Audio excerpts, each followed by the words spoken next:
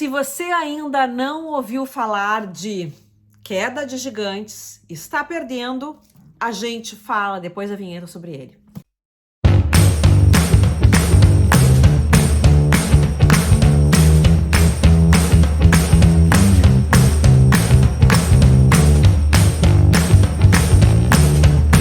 Então, dando continuidade ao nosso Vitode, né? Vamos falar de esse livro maravilhoso de Ken Follett, que faz parte de uma trilogia, que é a trilogia O Século. Este livro, Queda de Gigantes, trata da Primeira Guerra Mundial. O segundo livro, que agora não me lembro o nome, vai da queda da Bolsa de Nova York, 1929, até a Segunda Guerra Mundial. Terceiro livro, Guerra Fria. Eu li o primeiro livro como releitura, na verdade, esse ano.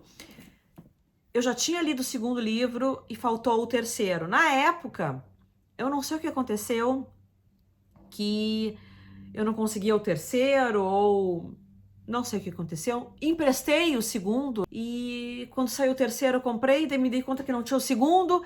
Foi uma confusão, acabei comprando o segundo em inglês, porque era o que eu consegui na época, não sei porquê.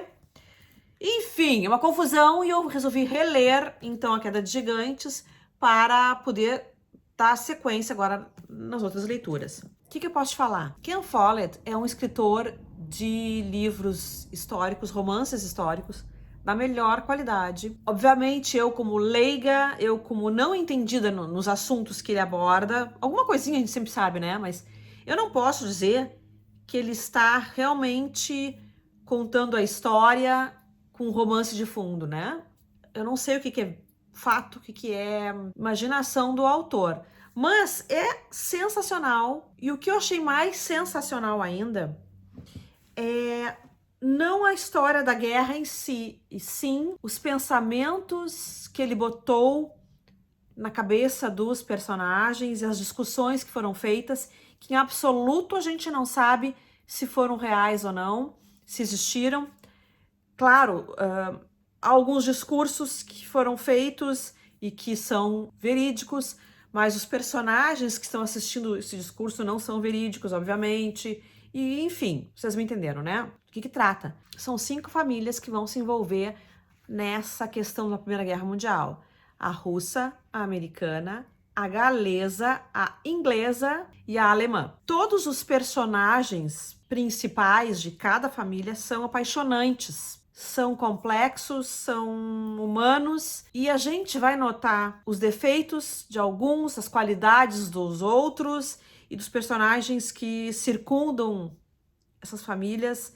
Bom, enfim, é sensacional, e a gente vai ter neste livro um vislumbre da Revolução Russa, o que aconteceu quando estourou a Revolução, que o povo tomou as ruas e começou um horror em Moscou e São Petersburgo, e o povo tomando poder, mas começou a destruição, começaram os saques, e o exército invadiu, mas não conseguiu dar conta, e muita gente morreu, enfim.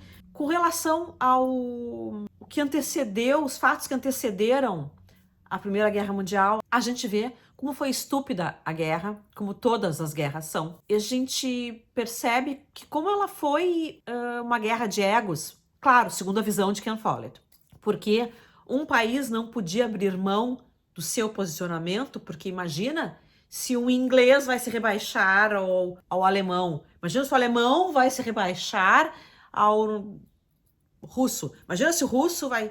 Enfim, as ideias todas eram em torno de eu não posso abrir mão do meu posicionamento se o outro for ficar por cima, né? No lado da família inglesa, a gente conhece os remanescentes de uma nobreza que não trabalhava, que era estúpida com seus empregados, que tinha quase escravos, para não dizer que tinham escravos. De um lado nós temos o conde, não sei se bem se o título nobiliárquico era esse, mas enfim, Fitzherbert e sua esposa, a Bea, que é uma princesa russa. Vive uma vida fútil, vive uma vida muito sem o que fazer, e eles têm amigos importantes em todas as partes do mundo. Eles convivem com pessoas de menos poder aquisitivo, muito menor poder aquisitivo, pessoas do povo que trabalham para eles, entre elas Ethel. Ethel é uma das moças, uma das heroínas que faz parte do núcleo galês, junto com o irmão Bill. É uma família muito importante na história. Ethel é uma mulher que vai lutar pelo voto feminino, pela diminuição das discrepâncias de tratamento entre homem e mulher. Vai ser uma grande personagem, vai se envolver com política.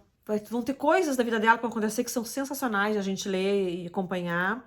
Bill, o seu irmão, é um menino de 13 anos que começa a trabalhar nas minas de carvão, que são um lugar inóspito para se trabalhar. Vocês imaginem que trabalhar não sei quantos metros abaixo da terra, com aquele pó no escuro, é um trabalho extenuante, sob condições de trabalho humilhantes muitas vezes e insalubres.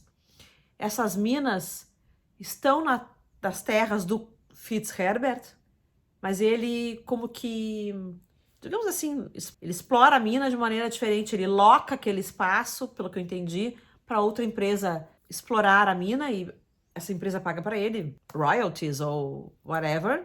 Esse menino vai ser um grande nome também do Partido dos Trabalhadores e alguém de muita cabeça, capaz de botar para fora todas as dificuldades que o povo passa, e ele vai ter que lutar na guerra, assim como Fitzherbert vai lutar na guerra também, na Primeira Guerra Mundial, só que um como soldado e um, porque é nobre, vai direto para o pelotão alto, né? O alto escalão, e a gente vê o tanto quanto isso é injusto, porque ele é um bosta, o Fitzherbert. E o menino, que é um menino bacana, querido, tem que se arriscar no front, né? Temos a família alemã, Walter, que é o alemão herói da história, se envolve com a irmã de Fitzherbert.